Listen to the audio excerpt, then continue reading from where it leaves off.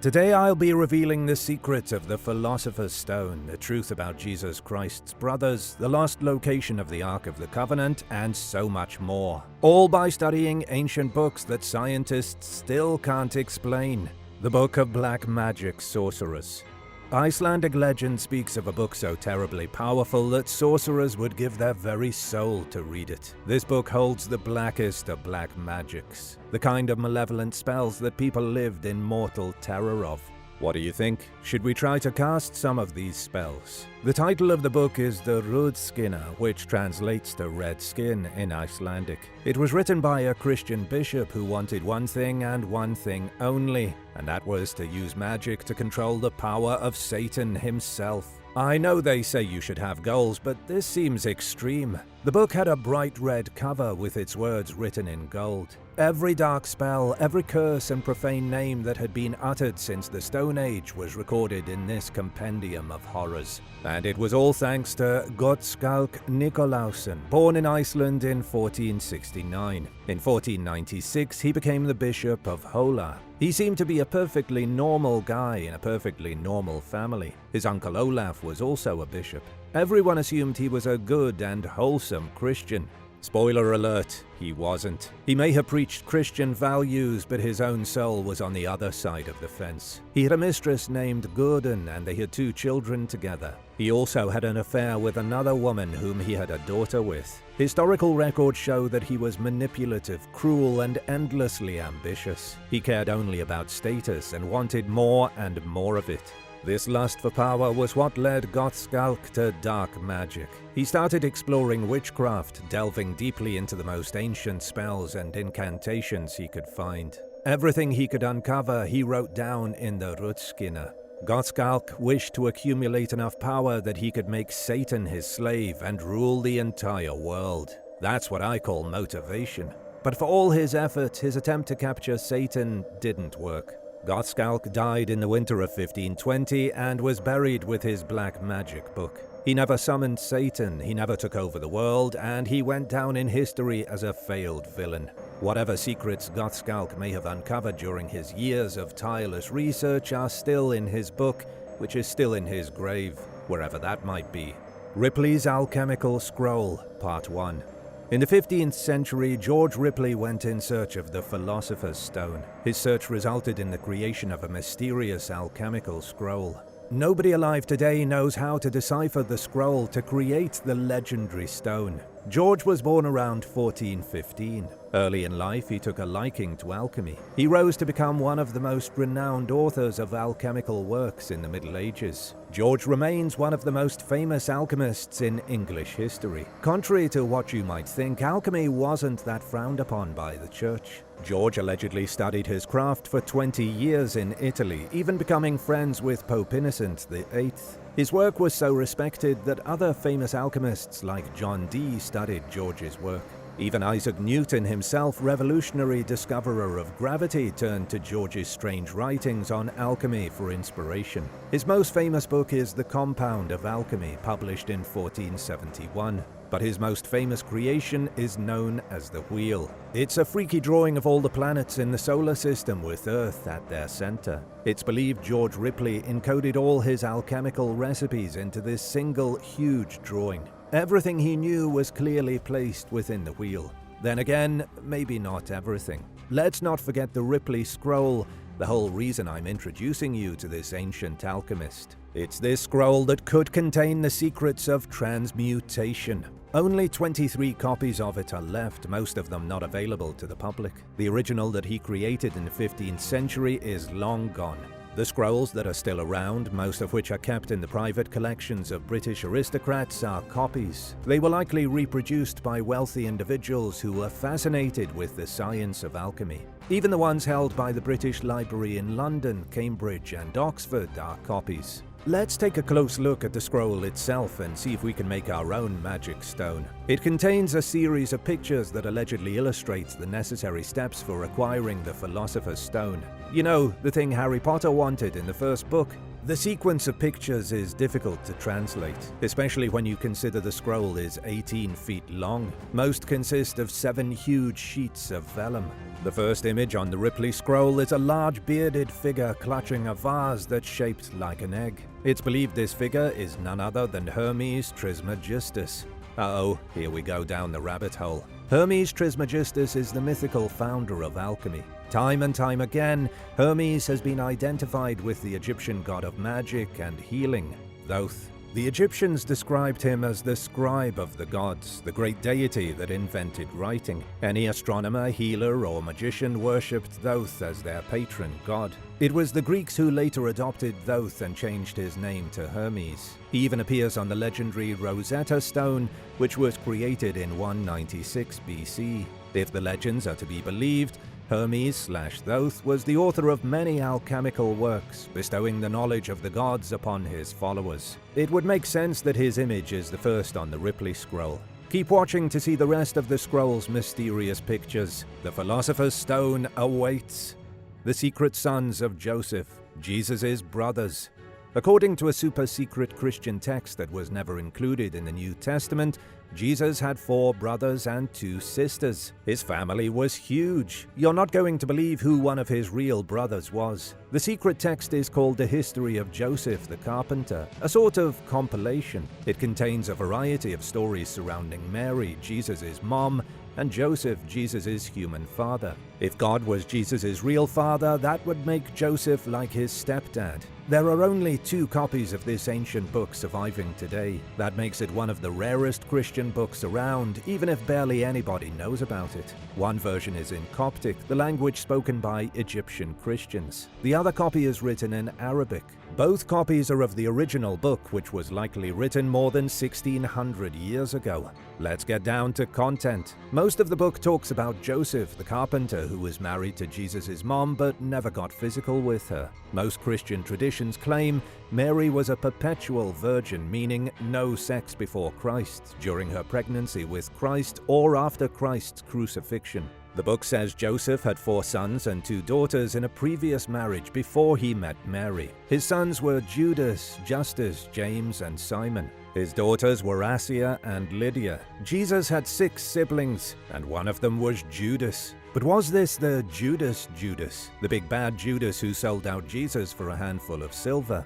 That's the mystery here. The history of Joseph the carpenter is a little different from the official New Testament. In the New Testament, the book names Jesus' brothers as James, Joses, Simon, and Jude. It doesn't even name his sisters, which are only mentioned in passing in the Gospels of Mark and Matthew. This non-biblical book replaces Jude with Judas, probably the Judas. It's more of a contentious issue than you might think.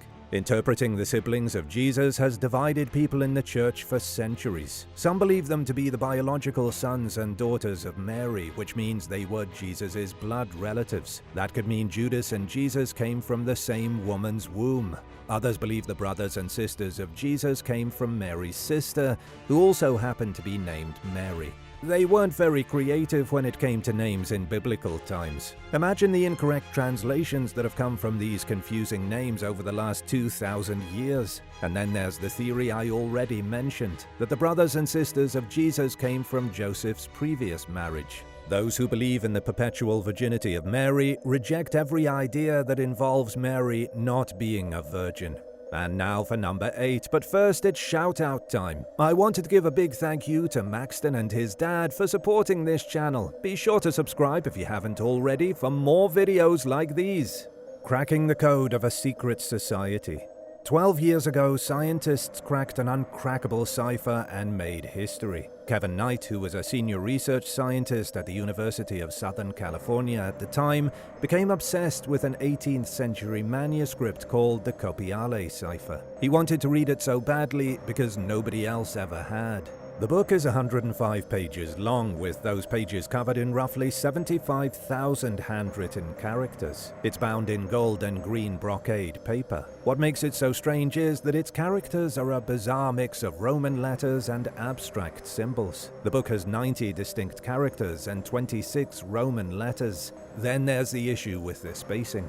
The spacing is all over the place, making it frustrating to figure out where one word ends and another begins. It's no wonder nobody could read this thing. Kevin was not going to give up, even as he hit wall after wall. Kevin is a literal genius, an expert in computational linguistics and machine translations. He isn't a cryptographer, but you might say he has a pretty big brain. With help from Swedish linguists Beata Megiasi and Christian Schaefer, they cracked the code wide open. The three researchers realized the Roman letters weren't part of the code at all. They were the designated spaces between words. All the information they needed was hidden in the abstract symbols. They soon realized the cipher was an encryption of German. That was when the pieces truly fell into place. Kevin, Beata, and Christian soon had the whole book translated. It turned out the Copiale cipher was a book describing the rituals and politics of a secret German society from the 1700s. They weren't as diabolical as some secret societies. They seem to have been obsessed with eye surgery and ophthalmology.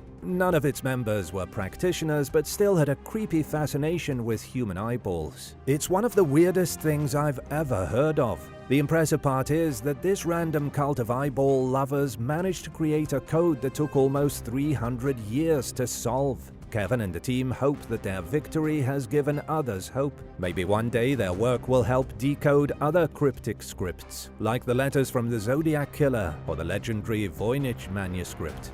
Ripley's Alchemical Scroll Part 2.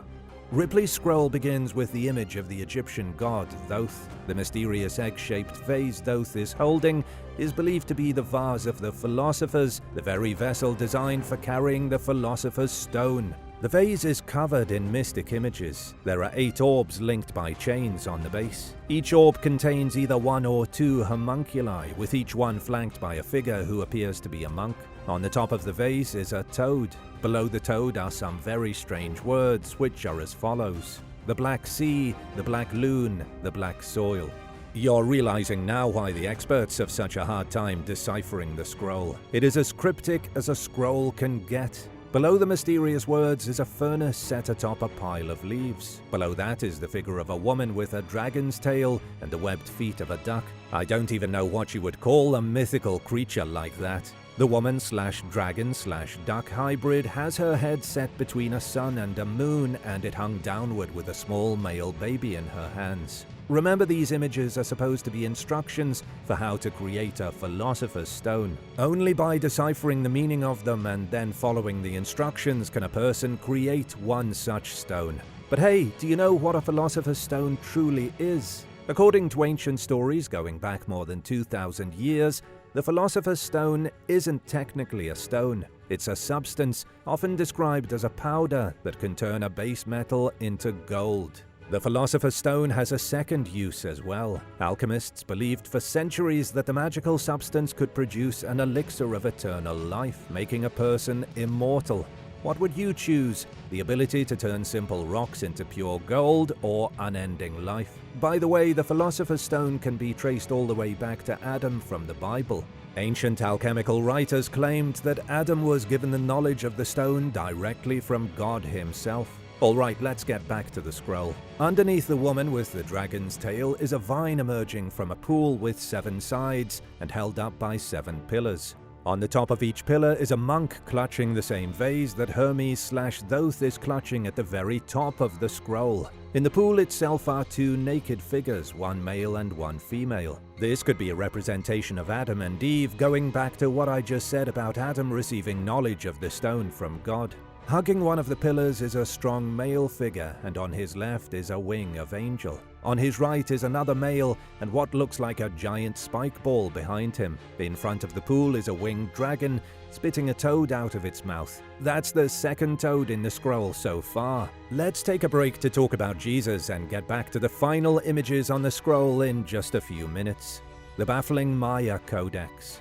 For years, archaeologists believed the Grolier codex was fake. But it isn't, and now scientists don't know what to do. Hidden deep inside a nearly impregnable vault in Mexico City's National Museum of Anthropology, this manuscript sits shrouded in secrecy and mystery. The ancient Maya manuscript is only 11 pages long, making it a very short read. Its pages are covered in creepy images of Mesoamerican death gods, making one immediately think of the Necronomicon from the Evil Dead.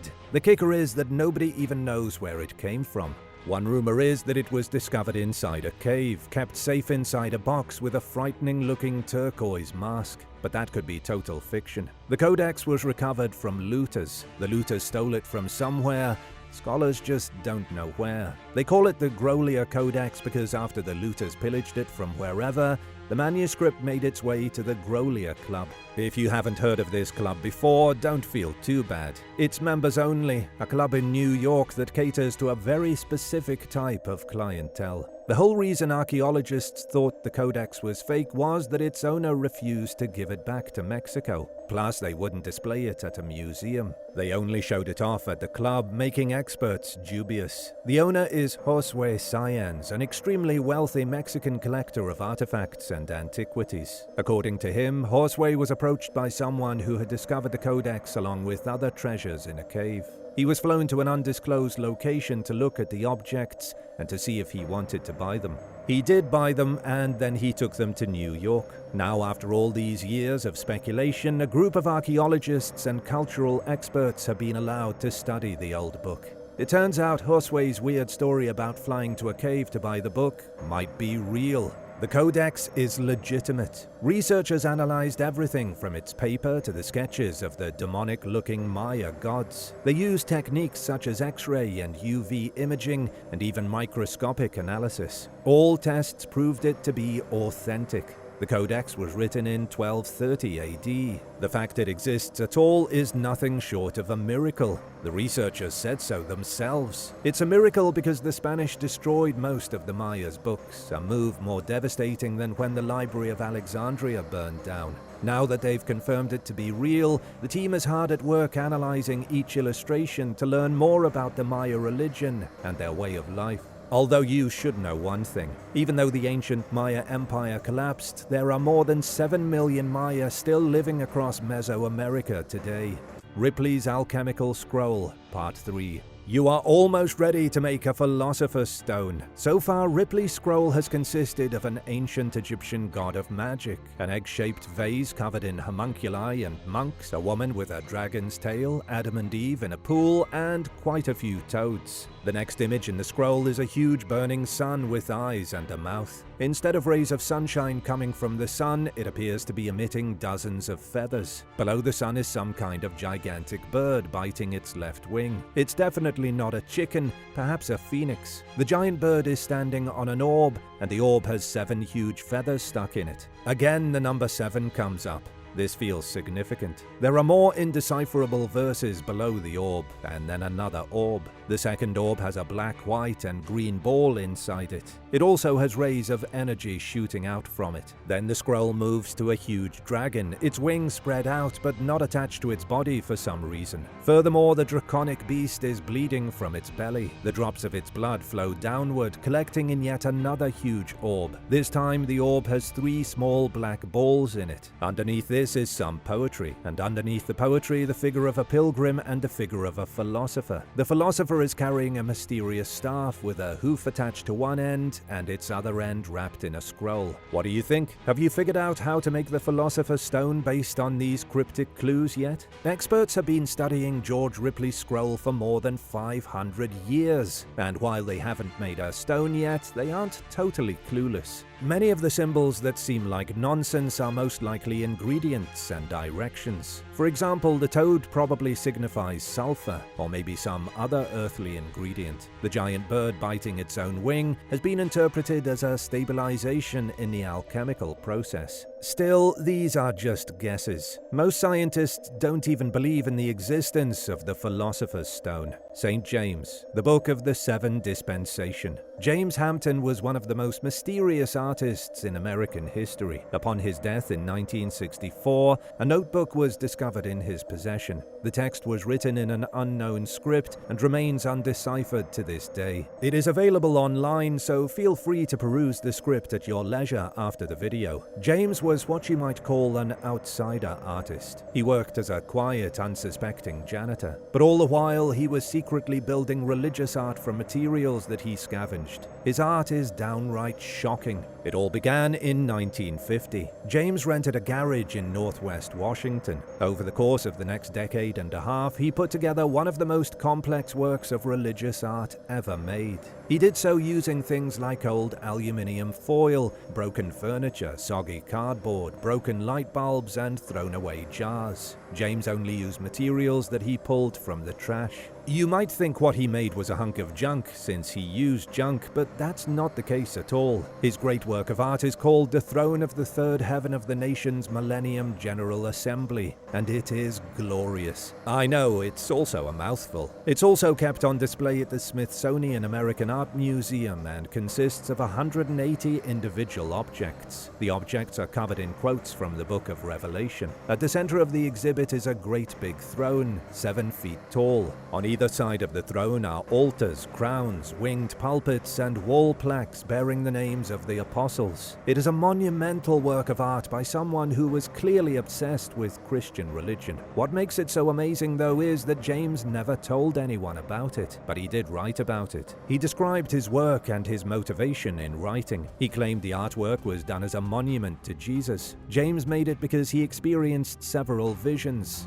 warning him of Jesus Christ's imminent return to planet Earth. James claimed in his writing that God visited him frequently, and so did other biblical characters. Moses came to him in 1931. The Virgin Mary stopped by for a chat in 1946. On the day of Harry Truman's inauguration in 1949, Adam himself, the first man on Earth, appeared to James. James was extremely reclusive. He did have a handful of friends, but spent almost all his time working on his epic shrine. He always had with him a loose-leaf notebook of 108 pages. Although almost the entirety of the text was written in an unknown script, the title was written in plain English. It's called St. James, the Book of the Seven Dispensation. There are also a few notes in English in the book, in which James referred to himself as a saint. His official title was Director, Special Projects for the State of Eternity. At the end of each page is the word Revelation. James claimed that in his book are a new set of commandments given to him by God because man no longer follows the original 10 commandments. But because nobody's ever been able to decipher his insane language, which was supposedly given to him by God,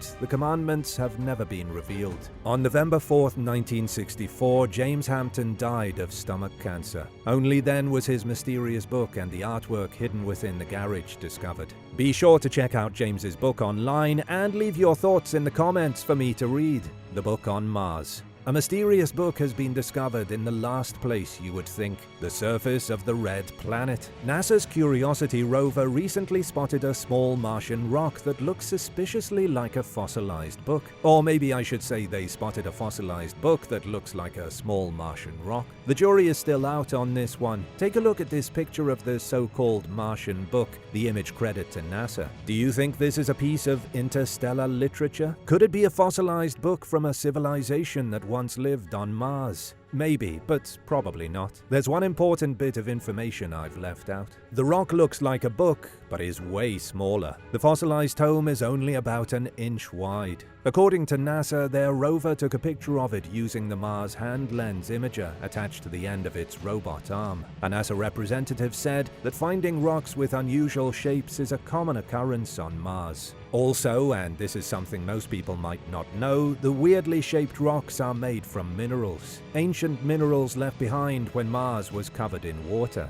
Even if this book isn't a real page-turner, it is still an amazing piece of history, several billion years old. The fate of the legendary Ark. Back on Earth, it's time to go on the hunt for the lost Ark of the Covenant. An ancient Hebrew book offers clues to what may have happened to the holiest of holy relics. It also offers an explanation for where other treasures belonging to King Solomon are currently hiding. The oldest version of this book is not very old. In Amsterdam in 1648, the Treatise of the Vessels was included in a copy of the Hebrew book Emek Halacha. The words themselves could date back more than 2,000 years, but there's no surviving physical copy of the original work from antiquity. The content of the text is astounding. The Treatise of the Vessels claims that King Solomon's treasures were concealed by a group of Levites and prophets throughout Israel and Babylonia. Other treasures were given over to Michael, Gabriel, Sariel, and Shamshiel. If those names sound a little angelic to you, that's because they are all angels. Let me give you a little background on what the text is talking about. In the 6th century BC, King Nebuchadnezzar II of Babylonia invaded the lands of Israel. The king torched the first temple, the holiest building to the Hebrews. It was also called King Solomon's Temple because Solomon was supposedly the one who built it. Inside the temple was the Ark of the Covenant, and inside the Ark were the tablets containing the 10 Commandments handed down from God to Moses. After the temple was destroyed, the Ark of the Covenant was lost. Nobody has seen it since. Some have speculated it was buried somewhere in what is now Israel. Others believe it was taken back to Babylonia and stashed somewhere.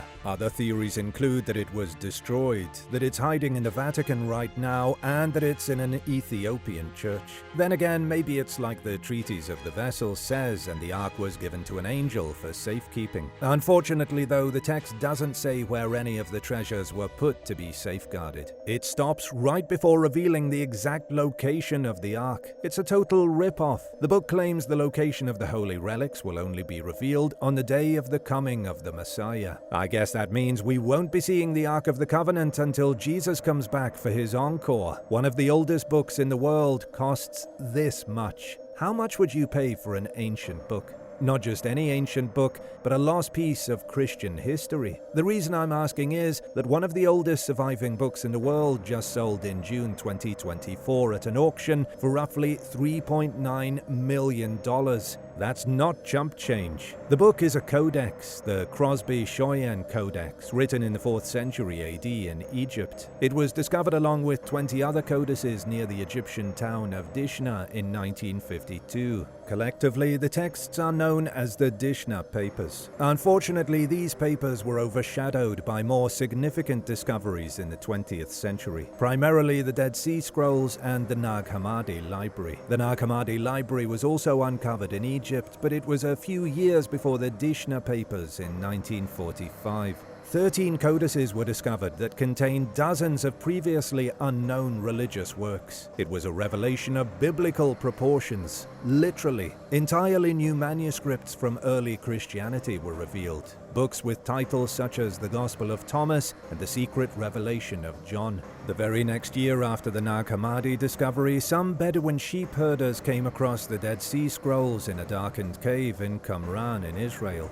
This proved to be an even bigger discovery, a veritable library of Jewish texts. Many of the texts were of unknown writings relating to the New Testament. Both the discoveries remain highly mysterious and famous. Most people have heard of the Dead Sea Scrolls, even if they don't know what they are. Unfortunately for the Dishna Papers, they were left to the wayside. Many of the documents were sold to European collectors and smuggled out of Egypt. With each text being sold to the highest bidder, the codices wound up scattered across the globe. This is a crying shame because there were 20 codices discovered, each of them just as important as any of the 13 codices found in Nag Hammadi. 2 of the manuscripts were old copies of the original Gospels of Luke and John. They were so old that scholars used them to revise the current New Testament. Other texts were found inside the collection as well, texts you won't find in the Bible, such as the Shepherd of Hermas and Paul's 3rd letter to the Corinthians, and the extra-biblical account of the Apostle Paul's travels after the death of Jesus. But let's not forget the infancy Gospel of James. This book from the Dishna Papers talks all about the life of Mary, Jesus' mom. Mary got her very own solo book with her own backstory and everything. Even though these books can't be found in the Bible today, researchers believe they were part of popular Christian scripture for centuries. Now you understand why the Crosby-Shoyen Codex sold for so much money. The Codex contains 3 biblical texts from Jonah, 2nd Maccabees, and Peter. The rest of the Codex has bits of script from an Easter homily. Scholar Susan Comstock said the Codex was likely part of an Easter lectionary used by Christians in a worship service around the year 325 AD.